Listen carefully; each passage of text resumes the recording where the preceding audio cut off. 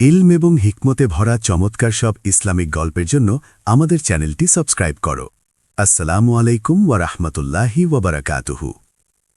পুরানো দিনের কথা, যখন দুনিয়াতে অনেক শান্তি ছিল এবং মানুষ অতি সাধারণ জীবনযাপন করত। একটি ছোট গ্রাম পাহাড়ের কোলে গড়ে উঠেছিল।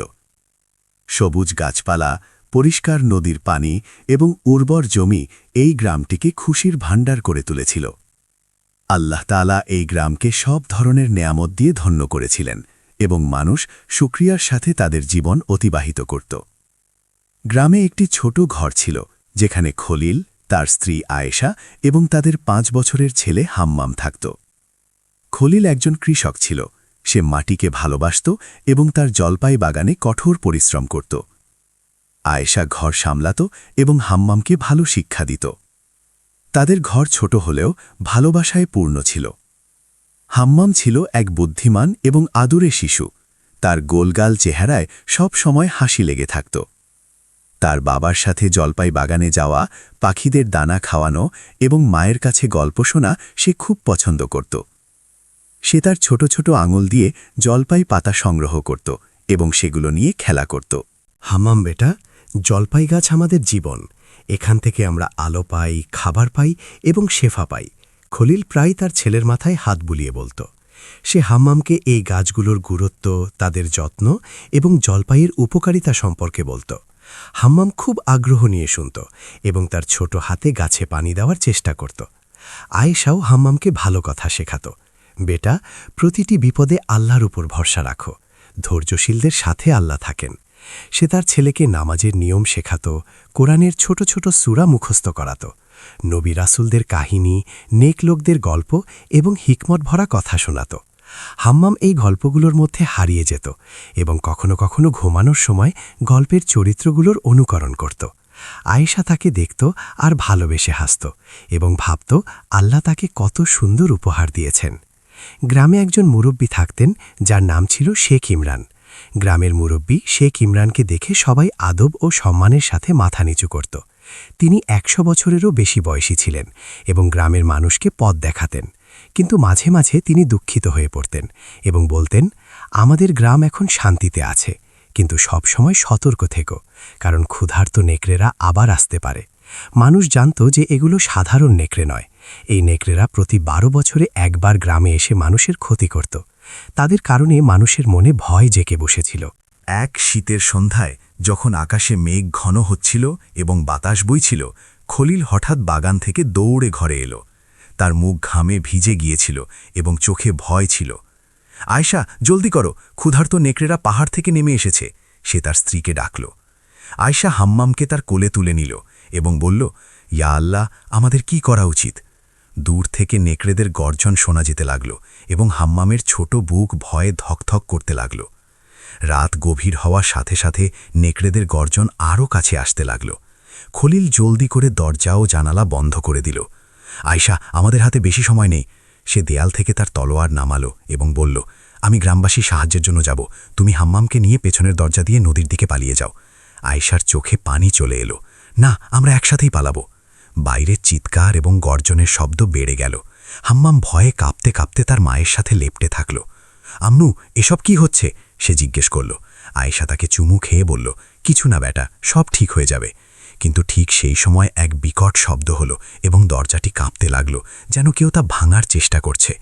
খলিল তার স্ত্রীর দিকে তাকালো, শেষবারের মতো তাকে জড়িয়ে ধরল এবং তারপর হাম্মামকে তুলে তার মাথায় আদর করল।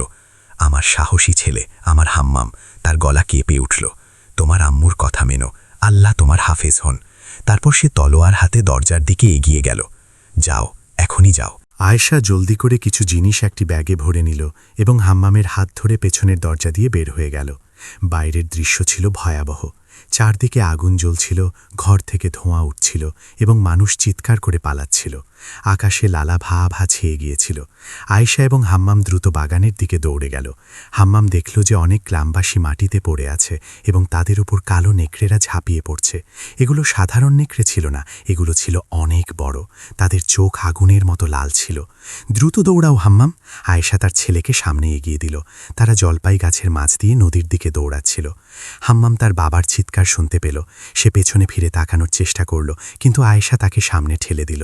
সামনের দিকে তাকাও বেটা, আমাদের নদীতে পৌঁছাতে হবে। তার চোখে পানি ঝরছিল, কিন্তু তার কণ্ঠস্বর ছিল মজবুত। হঠাৎ তাদের সামনে 3টি বড় ক্ষুধার্ত নেকড়ে চলে এলো। আয়েশা হাম্মামকে নিজের পেছনে সরিয়ে নিল। পেছনে সরে যাও, সে চিৎকার করল, কিন্তু নেকড়েরা সামনে এগোতে থাকল। তাদের মুখ থেকে লালা ঝরছিল। আয়েশা জলদি করে চারদিকে তাকালো এবং একটি জলপাইয়ের মোটা ডাল তুলে নিল। হাম্মাম, যখন আমি বলবো তুমি নদীর দিকে দৌড় দেবে, আমি ওদের আটকাবো। হাম্মাম কাঁদতে কাঁদতে চিৎকার করে বলল, না আম্মু, আমি আপনার সাথে থাকব। আয়েশা ফিরে তার দিকে তাকালো। তার চোখে ভালোবাসা ও কষ্ট ছিল। আমার প্রিয় ছেলে, তোমাকে বেঁচে থাকতে হবে। তোমার মধ্যে আমাদের রক্ত আছে, তুমি আমাদের আশা। এই সময় একটি নেকড়ে তাদের ওপর ঝাঁপিয়ে পড়ল। আয়েশা ডাল দিয়ে সেটিকে আঘাত করল এবং চিৎকার করে বলল, দৌড়াও হাম্মাম, নদীর দিকে দৌড়াও। হাম্মাম তার ছোট্ট পায়ে যতটুকু সম্ভব দ্রুত দৌড়ালো। তার মনে ভয় ছিল, চোখে পানি ছিল, আর কানে আম্মুর চিৎকার ছিল। সে পেছনে ফিরে দেখল যে একটি নেকড়ে তার আম্মুর ওপর ঝাঁপিয়ে পড়েছে। এটিই ছিল তার আম্মুর শেষ শব্দ যা হাম্মাম শুনেছিল। নদীর কিনারে পৌঁছে হাম্মাম দেখল যে সেখানে একটি ছোট ঝুড়ি পড়ে আছে, যা কেউ মাছ ধরার জন্য রেখেছিল। তার মনে পড়ল যে আম্মু প্রায়ই হজরত মুসা আলাইহিসসালামের গল্প শোনাতেন, যে কিভাবে তার মা তাকে ঝুড়িতে করে নদীতে ভাসিয়ে দিয়েছিলেন। কাঁদতে কাঁদতে সে ঝুড়িটিকে পানিতে ঠেলে দিল এবং তাতে বসে পড়ল। আল্লাহ, আমার আব্বু আম্মুর হেফাজত করো, সে দোয়া করল। নদীর স্রোত খুব তেজ ছিল এবং ঝুড়ি তাকে দূরে নিয়ে যেতে লাগল। সে শেষবারের মতো তার গ্রামের দিকে তাকালো। আকাশ লাল ছিল, ধোঁয়া উঠছিল, চিৎকার আসছিল এবং নেকড়েদের গর্জন প্রতিধ্বনিত হচ্ছিল। তার ছোট্ট হৃদয়ে ভয়, দুঃখ এবং একাকিত্বের অনুভূতি ছিল। ঝুড়ি নদীতে এগিয়ে যেতে লাগল এবং হাম্মাম ক্লান্তি ও শোকে নদীর ঢেউয়ের দোলায় ঘুমিয়ে পড়ল, এটা না জেনেই যে এখন তার জীবন কেমন হবে। সকালের প্রথম আলো নদীকে আলোকিত করল। পানির স্রোতে একটি ছোট ঝুড়ি ধীরে ধীরে এক জায়গায় থেমে গেল, যেখানে নদীর কিনারা নরম ছিল। ঠিক সেই সময় এক বৃদ্ধ কাঠুরিয়া আব্দুল করিম তার গাড়িতে কাঠ রাখছিল। তার নজর ঝুড়িটির ওপর পড়ল। ইয়া আল্লাহ, এটা কি? সে অবাক হয়ে বলল এবং নদীতে নেমে ঝুড়িটির দিকে এগিয়ে গেল। আব্দুল করিম ঝুড়িটি তুলল তো দেখল যে তাতে একটি ছোট শিশু ঘুমিয়ে আছে, ভেজা কাপড়ে জড়ানো। সুবহান আল্লাহ, সে চিৎকার করে উঠল। সে জলদি করে বাচ্চাটিকে তুলে নিল। তার চেহারা লাল ছিল এবং শরীর ঠান্ডা হয়ে আসছিল। আব্দুল করিম তার চাদরে বাচ্চাটিকে জড়ালো এবং তার গাড়িতে রাখল। ফজিলাকে দেখাবো তো সে বিশ্বাসই করবে না। আব্দুল করিম এবং তার স্ত্রী ফজিলা জঙ্গলের ধারে একটি ছোট কুঁড়ে ঘরে থাকত। তারা 50 বছর ধরে একসাথে ছিল, কিন্তু আল্লাহ তাদের কোনো সন্তান দেননি। ফজিলা, দেখো আমি কি এনেছি। আব্দুল করিম ঘরে পৌঁছা মাত্রই ডাকল। ফজিলা বাইরে বের হল এবং বাচ্চাটিকে দেখেই চমকে গেল। ইয়া আল্লাহ, এই বাচ্চা কোথা থেকে এলো? ফজিলার সাথে সাথে হাম্মামকে ভেতরে নিয়ে গিয়ে গরম কম্বলে জড়ালো এবং তাকে গরম দুধ খাওয়ালো। ওর জ্বর আছে, বেচারা খুব ঠান্ডা লেগেছে, সে উদ্বেগের সাথে বলল। আব্দুল করিম জানালো যে তাকে ঝুড়িতে করে নদী থেকে পেয়েছে। গত রাতে জৈতুনপুরে আগুন লেগেছিল। লোকে বলে ক্ষুধার্ত নেকড়েরা হামলা করেছে, হয়তো এই বাচ্চাটি ওখানকারই। আব্দুল করিম জানালো। 3 দিন ধরে হাম্মাম জ্বরে ছটফট করল। ফজিলা সারা রাত তার যত্ন করত, তাকে দুধ খাওয়াত এবং তার কপালে ঠান্ডা পানির পট্টি দিত। 4র্থ দিনে হাম্মামের চোখ খুলল। সে চারদিকে তাকালো। এটি একটি অচেনা জায়গা ছিল। আম্মু, আব্বু, সে দুর্বল গলায় ডাকল এবং কাঁদতে লাগল। ফজিলা দৌড়ে এলো এবং তাকে জড়িয়ে ধরল। আরাম করো আমার বাচ্চা, তুমি নিরাপদ আছো, ফজিলা নরম গলায় বলল। হাম্মাম ভয় ভয়ে জিজ্ঞেস করল, আমি কোথায়? নেকড়েরা? তার গলা কেঁপে উঠল। ফজিলা তাকে বুকে জড়িয়ে নিল। তুমি নদীতে ভেসে এখানে এসেছ। আমার নাম ফজিলা এবং উনি আমার স্বামী আব্দুল করিম। আমরা তোমার যত্ন নেব। হাম্মাম ক্ষুধার্ত নেকড়েদের হামলার কথা বলল, যে কিভাবে তার বাবা মা তাকে বাঁচিয়েছিলেন। বলতে বলতে সে আবারও কেঁদে ফেলল। আমার আম্মু আমাকে ঝুড়িতে বসিয়েছিলেন। আমি দেখলাম যে নেকড়ে, সে আর বেশি বলতে পারল না। আব্দুল করিম এবং ফজিলা একে অপরের দিকে করুণ চোখে তাকালো। তারা বুঝতে পারল হাম্মামের সাথে কি হয়েছিল। হাম্মাম, আল্লাহ তোমাকে বাঁচিয়ে নিয়েছেন, এটা তারই ইচ্ছা। ফজিলা হাম্মামের মাথায় হাত বুলিয়ে বলল, তুমি এখন আমাদের সাথে থাকবে, আমি তোমার নতুন আম্মু হব এবং আব্দুল করিম তোমার নতুন আব্বু হবেন। হাম্মাম চুপচাপ মাথা নাড়াল। তার চোখে পানি ছিল, কিন্তু সেখানে একটি ছোট আশাও জেগেছিল। কিছুদিনের মধ্যে হাম্মামের ক্ষত শুকোতে লাগল, কিন্তু তার মনের ক্ষত ছিল গভীর। সে রাতে স্বপ্নে নেকড়েদের গর্জন শুনে চিৎকার করে উঠত এবং খুব কম কথা বলত। আব্দুল করিম তাকে নিজের সাথে জঙ্গলে নিয়ে যেত এবং ফজিলা তাকে রান্না করা শেখাত। দুজনেই তাকে নিজের ছেলের মতো গ্রহণ করেছিল এবং তার ভাঙার হৃদয় জোড়া দেওয়ার সম্ভাব্য সব চেষ্টা করত। একদিন হাম্মাম আব্দুল করিমকে জিজ্ঞেস করল, আব্বু, ক্ষুধার্ত নেকড়েরা কি এখানেও আসবে? আব্দুল করিম হাম্মামকে কোলে বসালো এবং বলল, বেটা, নেকড়েরা সেখানে আসে যেখানে মানুষ ভয়ের মধ্যে বাঁচে। আমি তোমাকে শেখাবো তাদের সাথে কিভাবে লড়তে হয়। সবার আগে তোমাকে তোমার মন থেকে ভয় বের করতে হবে। হাম্মাম তার নতুন আব্বুর কথা মন দিয়ে শুনল। পরদিন থেকে আব্দুল করিম হাম্মামের প্রশিক্ষণ শুরু করে দিল। সে তাকে জঙ্গলে নিয়ে যেত, গাছপালা ও পশুপাখি সম্পর্কে বলত। তাকে কাঠ কাটা, আগুন জ্বালানো এবং রাস্তা খোঁজার পদ্ধতি শেখাত। জলপাই গাছ দেখো হাম্মাম, এটি ১০০ বছর ধরে দাঁড়িয়ে আছে। কত ঝড় দেখেছে, কিন্তু এটি শক্তভাবে দাঁড়িয়ে আছে। কেন? কারণ এর শিকড় অনেক গভীর। ফজিলাও হাম্মামের প্রশিক্ষণে অংশ নিত। সে তাকে রান্না করা, কাপড় সেলাই করা এবং ক্ষতে মলম লাগানো শেখাত। বেটা, মনে রেখো, শরীরের ক্ষত জলদি শুকিয়ে যায়, কিন্তু মনের ক্ষত সময় চায়। সে হাম্মামকে কুরআন তেলাওয়াতও শেখাত এবং বলত যে আল্লাহর জিকির মনে প্রশান্তি দেয়। হাম্মাম ধীরে ধীরে বড় হচ্ছিল, শারীরিক ও মানসিকভাবে শক্তিশালী হয়ে উঠছিল। একদিন আব্দুল করিম তার সরঞ্জাম একপাশে রাখল এবং একটি সিন্দুক খুলল যা অনেক বছর ধরে বন্ধ ছিল। এসো হাম্মাম, তোমাকে কিছু দেখাতে চাই। আব্দুল করিম সিন্দুক থেকে একটি সুন্দর লাঠি বের করল যা জলপাইয়ের কাঠ দিয়ে তৈরি। এই লাঠিটি আমার দাদার ছিল। লোকে বলে তিনি এটি জয়তুনপুরের সবচেয়ে পুরানো গাছ থেকে তৈরি করেছিলেন। সে লাঠিটি হাম্মামের হাতে দিয়ে বলল, এখন এটি তোমার। এটি তোমাকে নেকড়েদের হাত থেকে বাঁচাবে, কিন্তু কেবলমাত্র তখনই যখন তুমি তোমার মন থেকে ভয় বের করে দেবে। আমি এই লাঠির যোগ্য নই আব্বু, হাম্মাম দ্বিধাবোধ করে বলল। আমি এখনও ভয় পাই। আব্দুল করিম হাসল। বেটা, বাহাদুরির মানে এটা নয় যে মানুষ একদমই ভয় পাবে না, বরং এটা যে ভয়ের পরেও সে সামনে এগিয়ে যাবে। আমি জানি তোমার মধ্যে সেই সাহস আছে। একদিন তুমি তোমার ভয়ের ওপর জয়লাভ করবে এবং এই লাঠি তোমার শক্তি হবে। একদিন ক্ষুধার্ত নেকড়েরা ফিরে আসবে। ওরা প্রতি ১৫ বছর পর আসে। কি বলছো আব্বু? হাম্মামের চোখ বড় হয়ে গেল। আব্দুল করিম ধীরে থেকে বলল, ১৫ বছর আগে যখন তোমার গ্রামে হামলা হয়েছিল, সেটি কোনো সাধারণ হামলা ছিল না। ক্ষুধার্ত নেকড়েরা প্রতি ১৫ বছর পর পর আসে, মানুষকে মারে এবং তারপর গায়েব হয়ে যায়। এখন তাদের সময় কাছে। কয়েক সপ্তাহ পর এক সকালে হাম্মাম কাঠ কেটে ফিরে দেখল যে ফজিলা কাঁদছিল। কি হয়েছে আম্মু? সে ঘাবড়ে গিয়ে জিজ্ঞেস করল। তোমার আব্বু, উনার শরীর খুব খারাপ, ফজিলা বলল। হাম্মাম দৌড়ে ভেতরে গেল, যেখানে আব্দুল করিম বিছানায় শুয়েছিলেন। তার চেহারা ফ্যাকাশে হয়ে গিয়েছিল এবং তিনি খুব কষ্টে নিঃশ্বাস নিচ্ছিলেন। আব্বু, হাম্মাম ওনার হাত ধরে ফেলল। আব্দুল করিম চোখ খুললেন এবং হাসলেন। আমার বেটা, আমার সময় এসে গেছে। হাম্মামের চোখে পানি চলে এলো। না আব্বু, আমি আরও ভেষজ ওষুধ নিয়ে আসব, আপনি ঠিক হয়ে যাবেন। আব্দুল করিম মাথা নাড়ালেন। না হাম্মাম, প্রতিটি মানুষকে একদিন চলে যেতে হয়, এটি আল্লাহর ইচ্ছা। আমার তোমার কাছে একটি ওয়াদা চাই। কেমন ওয়াদা আব্বু? হাম্মাম জিজ্ঞেস করল। তার গলা কাঁপছিল। আব্দুল করিম বললেন, ওয়াদা করো যে তুমি তোমার মন থেকে ভয় বের করে দেবে। ওয়াদা করো যে যখন ক্ষুধার্ত নেকড়েরা আসবে তখন তুমি মানুষের সুরক্ষা করবে। এই জলপাই লাঠিটি তোমার শক্তি, কিন্তু কেবল তখন যখন তোমার মন ভয় থেকে মুক্ত হবে। হাম্মাম কাঁদতে কাঁদতে ওয়াদা করল, আমি ওয়াদা করছি আব্বু। পরদিন সকালে আব্দুল করিম তার শেষ নিঃশ্বাস ত্যাগ করলেন। হাম্মাম এবং ফজিলা তাকে দাফন করল। দুজনের চোখেই পানি ছিল। এখন হাম্মামই ছিল ঘরের একমাত্র ভরসা। ফজিলা তাকে জড়িয়ে ধরে বলল, তোমার আব্বু তোমাকে নিয়ে খুব গর্ব করতেন হাম্মাম। ওনার বিশ্বাস ছিল যে তোমার মধ্যে বীরত্ব আছে। এখন তুমিই আমার আশ্রয়। হাম্মাম কসম খেল যে সে তার নতুন মায়ের খেয়াল রাখবে। ১ মাস পর যখন হাম্মাম জঙ্গলে কাঠ কাটছিল, সে দূর থেকে এক অদ্ভুত আওয়াজ শুনতে পেল। একটি নেকড়ের গর্জন। তার বুক ধকধক করতে লাগল, হাত কাঁপতে লাগল। পুরানো স্মৃতি ফিরে এলো।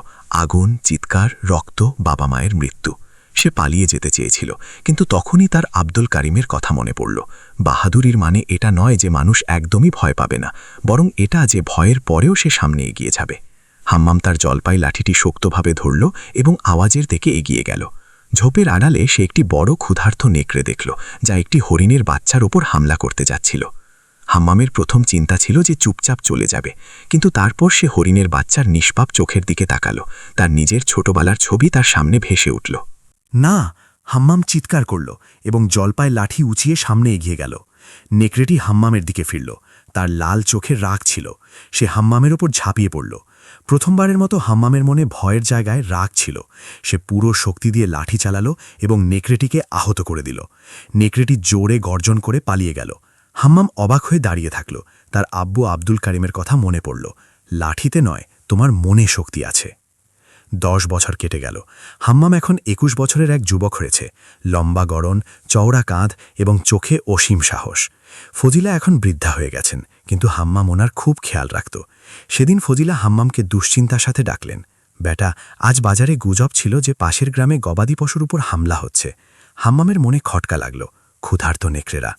হ্যাঁ বেটা, আমি ভয় পাচ্ছি যে 15 বছর পূর্ণ হতে চলল, ফজিলা কাপা গলায় বললেন। হাম্মাম তার জলপাই লাঠিটি হাতে নিল এবং তাতে হাত বুলিয়ে বলল, আম্মু, আমাকে ওই গ্রামে যেতে হবে, মানুষকে সতর্ক করতে হবে। ফজিলার চোখে ভয় ও গর্ব উভয়ই ছিল। আল্লাহ তোমার হেফাজত করুন আমার বেটা। হাম্মাম তার লাঠি নিয়ে নূর গ্রামে পৌঁছাল। এটি একটি মাঝারি আকারের গ্রাম ছিল, জলপাই বাগান দিয়ে ঘেরা। গ্রামে পৌঁছানো মাত্রই সে অনুভব করল যে বাতাসে অদ্ভুত কিছু একটা আছে, ভয়ের তরঙ্গ। মানুষ দ্রুত নিজ নিজ কাজে ব্যস্ত ছিল। বাচ্চারা বাইরে খেলছিল না এবং পাখিদের কিচিরমিচির শব্দ শান্ত ছিল। হাম্মাম গ্রামের মূল চকে পৌঁছাল, যেখানে কিছু বৃদ্ধ লোক বসেছিল। আসসালামু আলাইকুম, আমার নাম হাম্মাম, আমি আপনাদের একটি বিপদের কথা জানাতে এসেছি, সে বলল। এক বৃদ্ধ লোক তার দিকে তাকালো। কোন বিপদের কথা বলছো জোয়ান? হাম্মাম গভীর নিঃশ্বাস নিল। ক্ষুধার্ত নেকড়েরা। তারা 15 বছর পর ফিরে আসে এবং এখন তাদের সময় এসে গেছে। বৃদ্ধদের চেহারায় ভয়ের ছাপ ফুটে উঠল। গ্রামের প্রধান ইব্রাহিম সামনে এলো। তুমি কিভাবে জানলে? হাম্মাম তার কাহিনী শোনালো, কিভাবে 15 বছর আগে ক্ষুধার্ত নেকড়েরা তার গ্রামে হামলা করেছিল। ইব্রাহিম মাথা নাড়ালো। আমরা জানি ক্ষুধার্ত নেকড়েদের সম্পর্কে, আমরা আগেই প্রস্তুতি নিচ্ছি। হাম্মাম খুশি হলো। এটি ভালো কথা, আমরা সবাই মিলে তাদের মোকাবেলা করব। কিন্তু ইব্রাহিমের চেহারায় অদ্ভুত এক হাসি ফুটে উঠল। না জোয়ান, আমরা লড়ব না। আমরা ওদের জন্য 15টি পশু বাছাই করেছি। আমরা ওদের ওগুলো উৎসর্গ করব, যেন ওরা আমাদের ওপর হামলা না করে। কি? হাম্মাম অবাক হয়ে গেল। আপনারা আপনাদের পশুদের নেকড়েদের হাতে দিয়ে দেবেন যেন ওরা আপনাদের ছেড়ে দেয়? এটি তো কাপুরুষতা। ইব্রাহিম কড়া সুরে জবাব দিল, এটিই বুদ্ধিমানী। প্রতি 15 বছরে আমরা এটাই করি। আমরা আমাদের কিছু মহিষ, ছাগল দিয়ে দিই আর নেকড়েরা আমাদের ছেড়ে দেয়। এটাই আমাদের চুক্তি। হাম্মাম বুঝতে পারল যে এই লোকেরাও নেকড়েদের ভয়ে বাস করছে। এই সময় লায়লা নামের এক তরুণী হাম্মামের কথাগুলো খুব মনোযোগ দিয়ে শুনছিল। সে ছিল ইব্রাহিমের মেয়ে এবং গ্রামের সবচেয়ে সাহসী মেয়ে। আমি এই জবানের কথার সাথে একমত আব্বু, লায়লা বলল। আর কতদিন আমরা ভয়ে ভয়ে বাঁচব? প্রতি 15 বছর পর পর আমরা আমাদের উপার্জিত পশু বিসর্জন দেই, তাও এই নেকড়েরা আমাদের শান্তি কেড়ে নেয়। ইব্রাহিম তার মেয়েকে ধমক দিল, চুপ করো। রাতে হাম্মাম গ্রামের অতিথিশালায় ছিল। হঠাৎ দরজা খুলল এবং লায়লা ভেতরে এলো। আমি তোমার কথার সাথে একমত, সে ধীরে থেকে বলল। আমার ভাই 5 বছর আগে নেকড়েদের ভয়ে মারা গিয়েছিল। সে স্বপ্নে ওদের গর্জন শুনত। হাম্মাম জিজ্ঞেস করল, তাহলে তুমি কি আমাকে সাহায্য করবে? তুমি কি চাও এই গ্রাম স্বাধীন হোক? লায়লা মাথা নাড়াল। হ্যাঁ, আমি এবং আমার বন্ধুরা তোমার সাথে আছি। পরদিন যখন হাম্মাম বাজারে দাঁড়িয়েছিল, দূর থেকে কান্নার আওয়াজ আসতে লাগল। মানুষ দৌড়াতে শুরু করল। ক্ষুধার্ত নেকড়েরা এসে গেছে, এক লোক চিৎকার করল। হাম্মাম দেখল যে গ্রামের দূরের অংশ থেকে ধোঁয়া উঠছিল। লায়লা তার কাছে দৌড়ে এলো। ওরা এখন মানুষের ওপর হামলা করছে। হাম্মাম তার জলপাই লাঠিটি হাতে নিল। আমার দিকে তাকাও লোক সকল, আজ আমরা ভয়হীন হয়ে লড়ব, নয়তো ভয় নিয়ে মরব। সিদ্ধান্ত আপনাদের। এবং সে হামলার দিকে দৌড়ে গেল। লায়লা এবং কিছু যুবক তার পিছু নিল। তারা যখন গ্রামের কিনারে পৌঁছাল, দৃশ্যটি ছিল কলিজা কাঁপিয়ে দেওয়ার মতো। ক্ষুধার্ত নেকড়েদের একটি দল গ্রামবাসীর ওপর হামলা করছিল। এগুলো সাধারণ নেকড়ে ছিল না, এদের আকার অনেক বড় ছিল। গায়ের রং ঘন কালো আর চোখ আগুনের মতো লাল। আমরা কি করব? লায়লা ভয়ে ভয়ে জিজ্ঞেস করল। হাম্মাম গভীর নিঃশ্বাস নিল। আমি যা করি তুমি ঠিক তাই করবে। মনে রেখো, ওদের শক্তি আমাদের ভয়ের মধ্যে। যে ভয় পায় না তার উপর ওদের জোর খাটে না। হাম্মাম তার পূর্ণ গলায় জলপাই লাঠি উঁচিয়ে হুঙ্কার দিল, হে ক্ষুধার্ত নেকড়েরা, আজ তোমাদের শেষ দিন। সবচেয়ে বড় নেকড়েটি, যাকে পালের সর্দার মনে হচ্ছিল, সে হাম্মামের দিকে ফিরল। তার লাল চোখে ক্রোভ ছিল, তার দেহটি পাহাড়ের মতো বিশাল ছিল। সে গর্জন করল এবং হাম্মামের উপর ঝাঁপিয়ে পড়ল। হাম্মাম ভয় পেল না। সে জলপাই লাঠি ঘুরালো এবং নেকড়েটিকে রুখে দিল। দুজনের মধ্যে এক প্রবল যুদ্ধ শুরু হল। গ্রামবাসী দূর থেকে এসব দেখছিল, অবাক হচ্ছিল যে এক যুবক নেকড়েদের সর্দারের সাথে লড়ছে। ইব্রাহিমও দেখছিল, এ তো পাগল, কেউ নেকড়েদের সাথে জিতে পারে না। লায়লা তার বাবার হাত ধরল। আব্বু, আমরা কি সবসময় ভয়েই বাঁচব? এটাই কি জীবন? হাম্মাম লড়তে থাকল, প্রতিটি হামলার জবাব দিতে থাকল। এক মুহূর্ত এমন এলো যখন সে পড়ে গেল এবং নেকড়েটি তার ওপর ঝাঁপিয়ে পড়ল। হাম্মাম! লায়লা চিৎকার করে উঠল। ঠিক সেই মুহূর্তে হাম্মামের তার আসল বাবা মায়ের কথা মনে পড়ল। আমি ভয় পাব না, সে মন থেকে চিৎকার করে উঠল এবং এক আঘাতেই নেকড়েটিকে আহত করে দিল। নেকড়েদের সর্দার জখম হয়ে পেছনে হটল, তার চিৎকারে পুরো গ্রাম কেঁপে উঠল। হাম্মাম উঠে দাঁড়াল এবং উচ্চস্বরে বলল, দেখুন, এদের শক্তি আমাদের ভয়ে। যে ভয় ছাড়া লড়বে সেই এদের হারাতে পারবে। কিছু যুবক সামনে এগিয়ে এলো। তারা তাদের লাঠি ও কাস্তে তুলে নিল। লায়লা একটি মশাল হাতে তুলে নিল এবং ডাক দিল, হাম্মাম সত্যি বলছে, আমরা আর কতদিন ভয়ে থাকব? আমার ভাই এই ভয়েই মারা গেছে। আজ আমরা স্বাধীনতার জন্য লড়ব। একে একে মানুষ সামনে আসতে লাগল, তাদের সরঞ্জাম হাতে তুলে নিতে লাগল। ক্ষুধার্ত নেকড়েদের বর্টি এটি দেখছেও এবং প্রথমবারের মতো তারা পিছু হটতে শুরু করল। হাম্মাম তার জলপাই লাঠি তুলল এবং সবাইকে সামনে এগিয়ে যাওয়ার ইশারা করল। এদের ধাওয়া করো, আজ আমরা এদের চিরকালের জন্য তাড়িয়ে দেব। গ্রামের মানুষ মশাল, লাঠি এবং কাস্তে নিয়ে নেকড়েদের পেছনে দৌড়াল। প্রথমবারের মতো মানুষের চোখে ভয় নয়, বরং সাহস ও সংকল্প ছিল। ক্ষুধার্ত নেকড়েরা জঙ্গলের দিকে পালাতে লাগল। নেকড়েদের সর্দার আহত ও পরাজিত অবস্থায় যেতে যেতে ফিরে তাকাল এবং হাম্মামকে দেখল। হাম্মামের মনে হল যেন তার লাল চোখে এখন ভয় আছে। তুমি আর ফিরে আসবে না। হাম্মাম ধীরে থেকে বলল, তোমার শক্তি আমাদের ভয়ে ছিল, আর আজ আমরা আমাদের ভয় ভেঙে দিয়েছি। নেকড়েটি শেষবারের মতো গর্জন করল এবং জঙ্গলের গভীর অন্ধকারে মিলিয়ে গেল। গ্রামে জয়ের উৎসব পালন করা হল। ইব্রাহিম হাম্মামকে ধন্যবাদ জানালেন, তুমি আমাদের স্বাধীন করেছ, শুধু নেকড়েদের থেকে নয়, বরং ভয় থেকেও। 6 মাস পর হাম্মাম ও লায়লার বিয়ে হল এবং দুজনে নূর গ্রামে তাদের সংসার শুরু করল। ফজিলাও তাদের সাথে থাকতে এলেন। গ্রামে একটি নতুন জলপাই বাগান লাগানো হল। বন্ধুরা, এই গল্প থেকে আমরা এই শিক্ষা পাই যে ভয়ের চেয়ে বড় কোনো শত্রু নেই। আমাদের দৈনন্দিন জীবনে আমরা কত সুযোগ কেবল এই জন্য হারিয়ে ফেলি যে আমাদের ব্যর্থতা, মানুষের কথা কিংবা নতুন কোনো কাজ শুরু করতে ভয় লাগে। মনে রাখবেন, যারা পরিস্থিতির ভয়ে পেছনে হটে যায় তারা জীবনে এগোতে পারে না এবং অবশেষে ব্যর্থ হয়ে যায়। বন্ধুরা, যদি গল্পটি ভালো লেগে থাকে তবে লাইক অবশ্যই করবেন এবং একটি সুন্দর কমেন্টও করবেন। সাথে এটিও জানাবেন যে আপনারা কোন শহর বা কোন দেশ থেকে এই ভিডিওটি দেখছেন। আপনাদের দোয়ায় আমাদের মনে রাখবেন। ইনশাআল্লাহ আবার দেখা হবে একটি নতুন গল্পের সাথে। ততক্ষণ পর্যন্ত আল্লাহ হাফেজ।